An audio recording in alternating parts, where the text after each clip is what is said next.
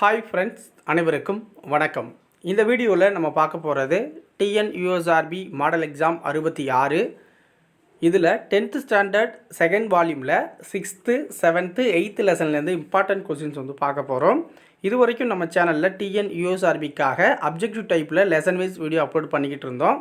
இப்போ எக்ஸாமுக்கு ரொம்ப கம்மியான நாட்கள் இருக்கிறதால 10th ஸ்டாண்டர்ட் செகண்ட் வால்யூம் மட்டும் ஒன்லைனரில் போட போகிறோம். ஸோ அட்ஜஸ்ட் பண்ணிக்கோங்க. வாங்க வீடியோக்குள்ளே போகலாம். தமிழகத்தில் பாளையக்காரர் முறை யாரால் தோற்றுவிக்கப்பட்டது? தமிழகத்தில் பாளையக்காரர் முறை விஸ்வநாத நாயக்கர் அவர்கள் காலத்தில் கொண்டு வரப்பட்டுச்சு. ஓகேங்களா? ஸோ விஸ்வநாத நாயக்கர் அப்படிங்கிறவர் மதுரை நாயக்கராக எந்த ஆண்டு பதவியேற்றார்? விஸ்வநாத நாயக்கர் அப்படிங்கிறவர் மதுரை நாயக்கராக 1529ஆம் ஆண்டு பதவியேற்கிறாரு.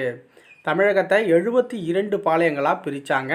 ஸோ விஸ்வநாத நாயக்கரோட அமைச்சராக இருந்த அரியநாதர் அப்படிங்கிற அட்வைஸை கேட்டுட்டு தான் இந்த செயலை இவர் செய்கிறார். ஓகேங்களா? திருச்சிராப்பள்ளி பிரகடனம் எந்த ஆண்டு வெளியிடப்பட்டது? திருச்சிராப்பள்ளி பிரகடனம் எந்த ஆண்டு வெளியிடப்பட்டதுன்னா 1801ஆம் ஆண்டு. ஓகேங்களா?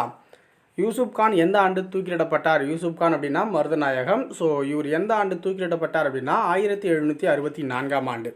சிவகங்கை மன்னர் முத்துவடுகநாதரின் மனைவி யார்?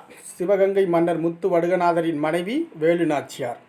வேலுநாச்சியாரின் மகள் பெயர் என்ன? வேலுநாச்சியாரின் மகள் வெள்ளச்சி நாச்சியார். வேலுநாச்சியாருக்கு அடைக்கலம் தந்த நாயக்கர் யார்? ஸோ முத்துவடுகநாதர் காளையார் கோயில் போரில் கொல்லப்பட்ட பிறகு பார்த்திங்கன்னா வெள்ளச்சி நாச்சியார் தப்பிச்சு போகிறாங்க. தப்பிச்சு போனதுக்கப்புறம் திண்டுக்கல் அருகே உள்ள விற்பாச்சிக்கு போகிறாங்க. ஸோ அங்கே கோபால நாயக்கர் அப்படிங்கிறவர் வேலுநாச்சியாருக்கு அடைக்கலம் தராரு. ஓகேங்களா? 8 வருஷம் அங்கே இருக்கிறாங்க. இந்தியாவில் பிரிட்டிஷ் ஆதிக்கத்தை எதிர்த்த முதல் பெண்ணரசி அப்படின்னா வேலுநாச்சியார் அவர்கள் தான். இந்தியாவில் பிரிட்டிஷ் ஆதிக்கத்தை எதிர்த்த முதல் பெண்ணரசி வேலுநாச்சியார் அவர்கள். கட்டபொம்மன் தூக்கிலிடப்பட்ட கோட்டை எது? கட்டபொம்மன் அவர்கள் தூக்கிலிடப்பட்ட கோட்டை கயத்தாறு கோட்டை. ஓகேங்களா? தீரன் சின்னமலை அவர்கள் எங்கு தூக்கிலிடப்பட்டாங்க அப்படின்னா சங்ககிரி கோட்டையில். ஸோ கட்டபொம்மன் அப்படின்னா கயத்தாறு கோட்டை, தீரன் சின்னமலை அவர்கள் சங்ககிரி கோட்டை 1805ஆம் ஆண்டு. வேலூர் புரட்சி நடைபெற்ற ஆண்டு என்ன? வேலூர் புரட்சி நடைபெற்ற ஆண்டு 1806. பிளாசி போர் நடைபெற்ற ஆண்டு என்ன? பிளாசி போர் நடைபெற்ற ஆண்டு 1757. ஃபராசி இயக்கத்தை தோற்றுவித்தவர் யார்? ஃபராசி இயக்கத்தை தோற்றுவித்தவர் யார் அப்படின்னா ஹாஜி ஷரியத்துல்லா. ஹாஜி ஷரியத்துல்லா அப்படிங்கிறவர் தான் 1818ஆம் ஆண்டு ஸ்டார்ட் பண்ணுறாரு. பெருங்கழகம் எந்த ஆண்டு நடைபெற்றது? பெருங்கழகம் அப்படிங்கிறது 1857 நடந்துச்சு. விக்டோரியா மகாராணியின் பேரறிக்கை எந்த ஆண்டு வெளியிடப்பட்டது? விக்டோரியா மகாராணியின் பேரறிக்கை எந்த ஆண்டு வெளியிடப்பட்டது அப்படின்னா 1858ஆம் ஆண்டு. இண்டிகோ கிளர்ச்சி எந்த ஆண்டு தொடங்கியது? இண்டிகோ கிளர்ச்சி எந்த ஆண்டு தொடங்கியது? 1859ஆம் ஆண்டு துவங்குச்சு. சென்னை மகாஜன சபை தோற்றுவிக்கப்பட்ட ஆண்டு என்ன? சென்னை மகாஜன சபை தோற்றுவிக்கப்பட்ட ஆண்டு 1884. பூனா சர்வஜனிக் சபை தோற்றுவிக்கப்பட்ட ஆண்டு என்ன? பூனா சர்வஜனிக் சபை தோற்றுவிக்கப்பட்ட ஆண்டு 1870. இந்திய தேசிய காங்கிரஸ் தோற்றுவிக்கப்பட்ட ஆண்டு என்ன? இந்திய தேசிய காங்கிரஸ் தோற்றுவிக்கப்பட்ட ஆண்டு 1885. ஆலன் அக்டேவியன் ஹியூம் அப்படிங்கிறவர் ஸ்டார்ட் பண்ணார். அடுத்தது வங்க பிரிவினை நிகழ்ந்த ஆண்டு என்ன? வங்க பிரிவினை நிகழ்ந்த ஆண்டு 1905. ஹர்சன் பிரபு தான் இதை மேற்கொண்டார். லால் பால் பால் என அழைக்கப்பட்டவர்கள் யார்?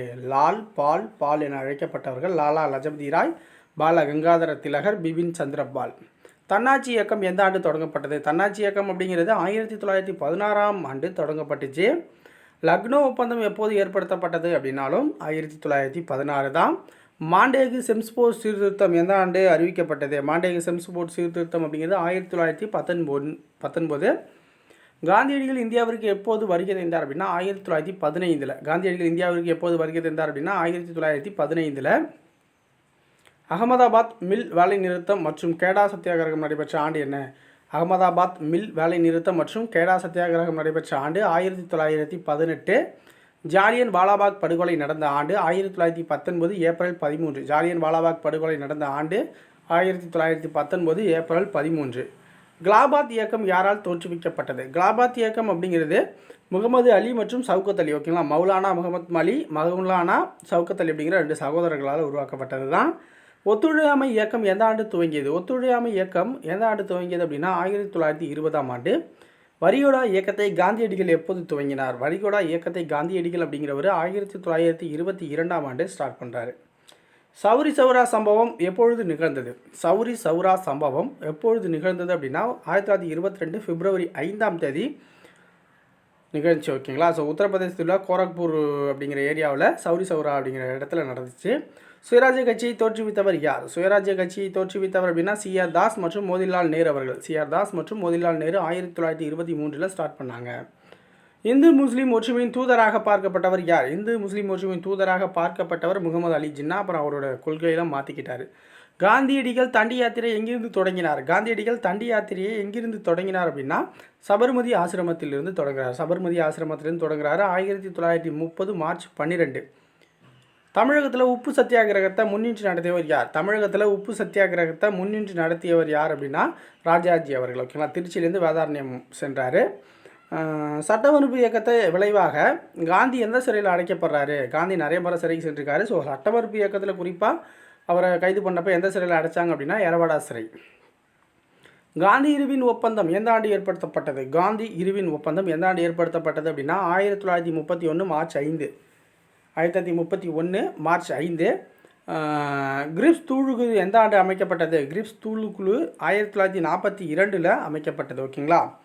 ஸோ இதோட இந்த வீடியோ முடிஞ்சிருச்சு. ஸோ அடுத்தது பார்த்தீங்க அப்படின்னா 9th லெசனும் 10th லெசனும் நம்ம வந்து பார்க்கலாம். ஸோ அதை அப்ஜெக்டிவ் டைப்பில் கொடுக்குறதுன்னு ட்ரை பண்ணுறோம். ஸோ டைம் இல்லாதால தான் ஆன்லைனில் கொடுத்துக்கிட்டு இருக்கோம்.